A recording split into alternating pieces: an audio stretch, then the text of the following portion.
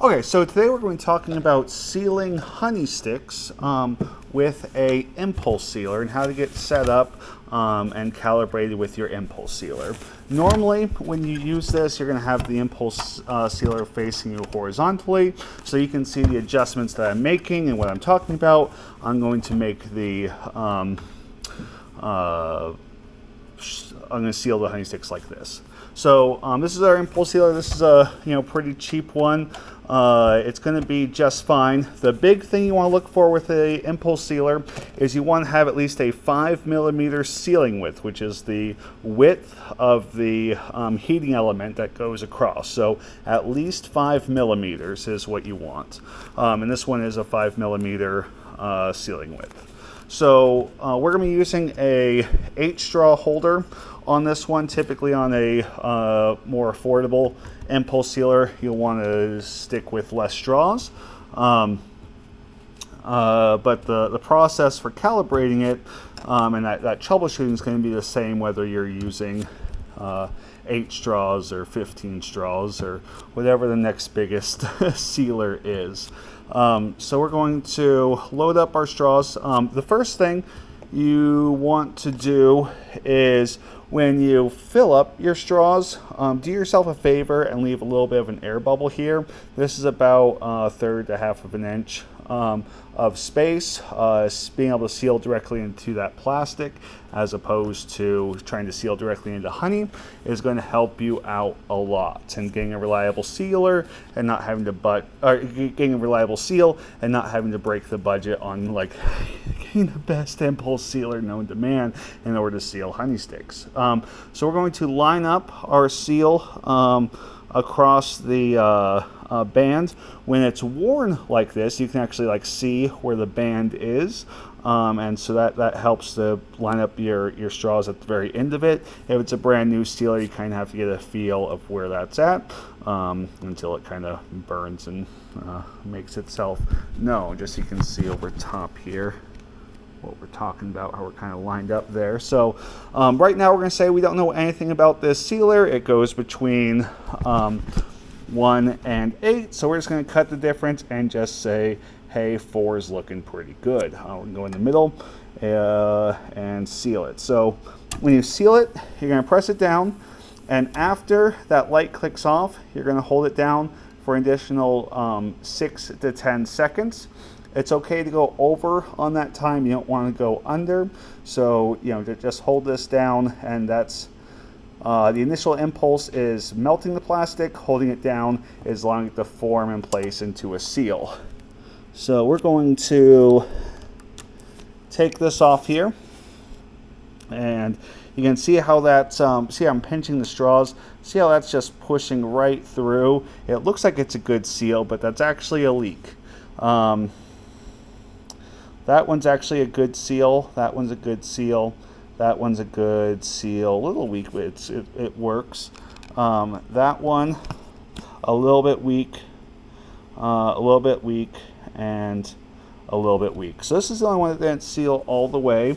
We're going to push this off this side, but these all work, but all of our seals were kind of weak. So we're going to turn our heat up. Now, for the sake of demonstration here, we're going to turn our heat up. Let's say you went on the other end and you figured, hey, 8 is where I want to be. So we're going to put our dial all the way up to 8 and see what happens.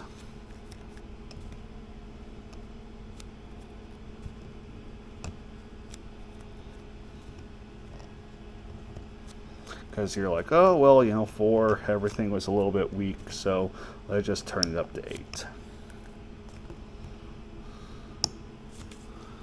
Okay, so now if we have our impulse sealer at 8 and hold it down, again, we're going to go 6 seconds after the light clicks off. We're going to keep holding this down. Okay. So this is our seal now. So if we give these a pinch, these are actually all good, which is surprising.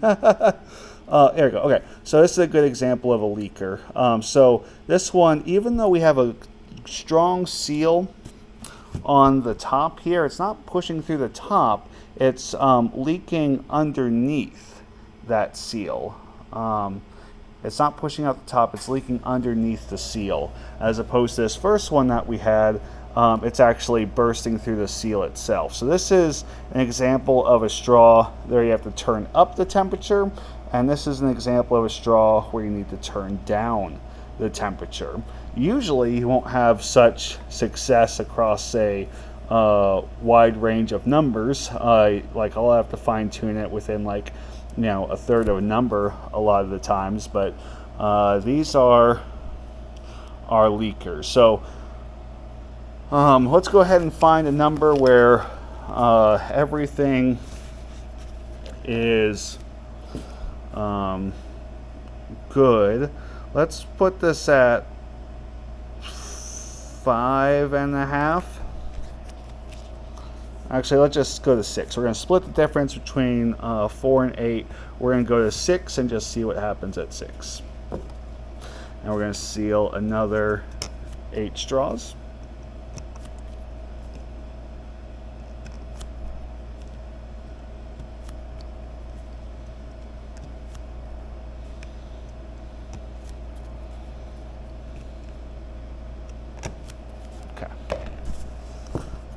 Also, one thing that you want to do that will help get a consistent seal as you go, after every few straws, go ahead and just wipe off your sealer. There's no real gunk here that we're having to get out. It's like it's going to be fine. It would have continued to been fine, but it's just something to keep in mind. If you're getting sealer leaks and you can't figure out why and it doesn't seem to be a number issue, make sure that your top and bottom of your sealer is clean. We've got our impulse sealer at 6. I've got this lined up. We're going to hold this down for 6 to 10 seconds after the light clicks off. There we go. And we're going to take a look at our seal. So that's a good seal. That's a good seal. That's good. That's good. That's good. That's good. So these are all 6 strong seals at 6. I would be fine with making straws at 6 here. Now, sometimes, I mean, these sealers can be temperamental in terms of getting them dialed in. You know, I've used this sealer before, as you can see, and it was like 5 3/4 was the right number, and anything, you know, different from that wouldn't work. So, just be aware of that. Another factor at play is, you know, how long you've been using the sealer consecutively. Sealers like this one will overheat after, let's say, 150 straws. You know, which is where a nicer sealer, you know, will be able to last a lot longer. But if you've been making straws and after like an hour of sealing straight, it's stopped working, maybe you just need to take a break, give the sealer a break, come back to it later. Just to show it wasn't a fluke, we're going to seal these again at 6. I'm going to hold it down for 6 seconds.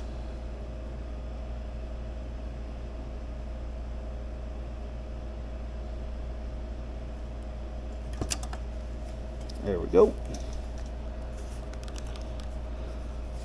We're going to give all these straws a pinch. In case I explain, so what we're looking for when we pinch it, we're making sure that this air bubble here, you know, fights the honey. You know, it's not allowing the honey to go up to the seal. So, you know, we just give them a pinch and make sure that the air pocket is fighting the seal. Even this one, we're like, there's not like an air gap. You know, we give it a pinch and it's not coming out. So like that's a good seal. This one's actually a leaker. So this is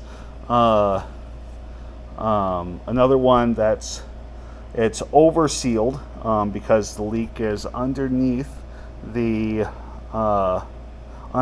seal. So that means you actually need to turn our temperature just slightly down. And we're going to pair that with this one, which was also over sealed. And we'll talk about how to fix an overseal once we finish the rest of these straws and see where they all end up.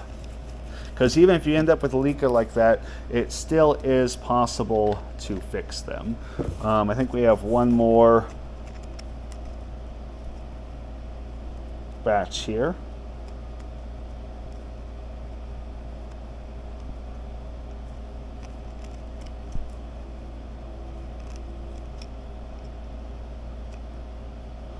Oh, my straw's upside down. That's why. Whoops. Okay.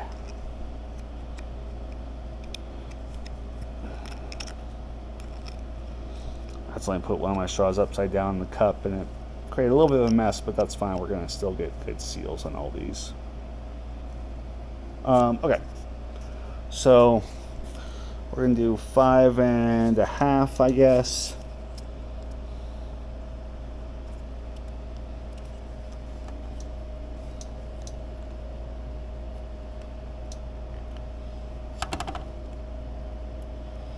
Get these all lined up. Another thing you want to do is you want to make sure that you're placing it at the same point on the sealer.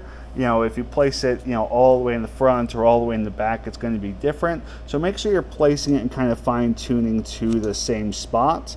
It can work on different points on the sealer, but different points on the sealer is going to have like a different temperature it wants to be at. So that's just one more thing to be aware of.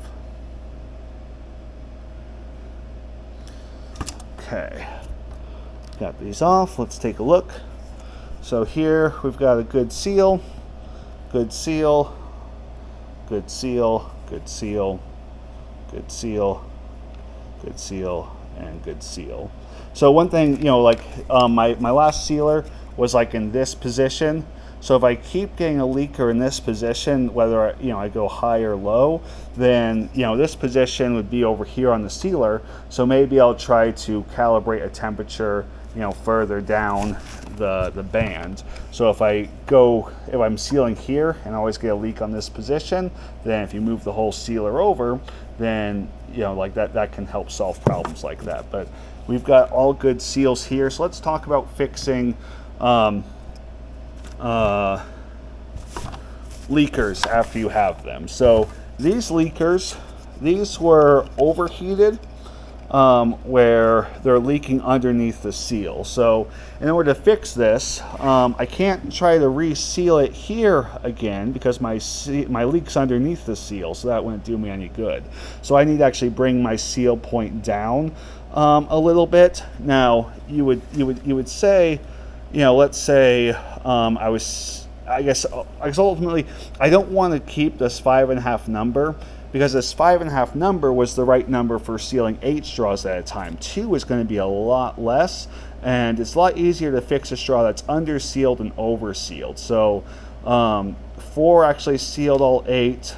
It was a little bit loose, but I'm going to turn this down to 3, and I'm going to put this underneath my first seal so I can create a new seal on some new plastic. This is a little bit less reliable than fixing something that was just under sealed, but we're going to give this a go.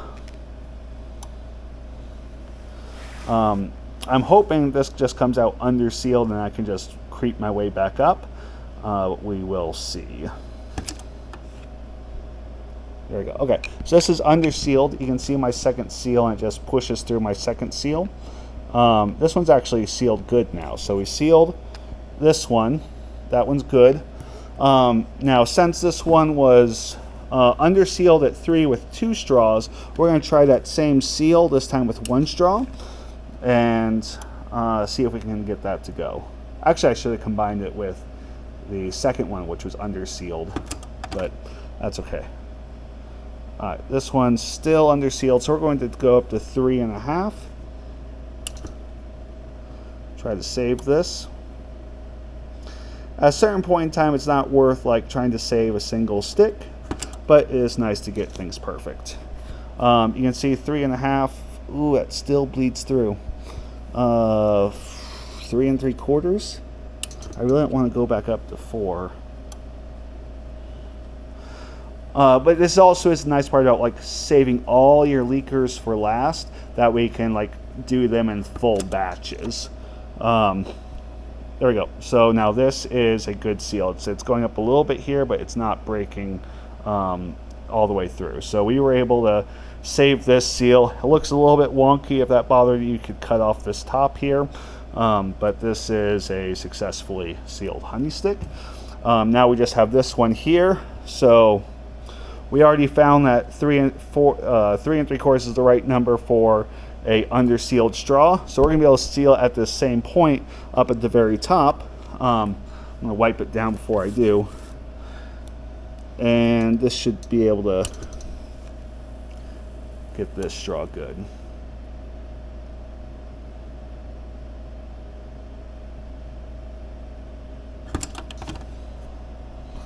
There we go. So we got a good seal on this one now. And then this straw, we never actually sealed, so we're just going to seal that one while we're at it.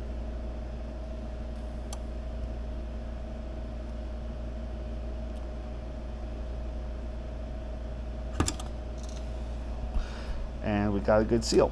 So that's how you dial in your impulse sealer for for making honey sticks. This straw here, I don't know what happened to it, so we're going to ignore that straw. But all the other straws, we were able to get 100% sealed with a sealer that we didn't know anything about, and we're able to fix any mistakes that we ran into along the way. I hope that was helpful. Thank you for watching, and happy beekeeping.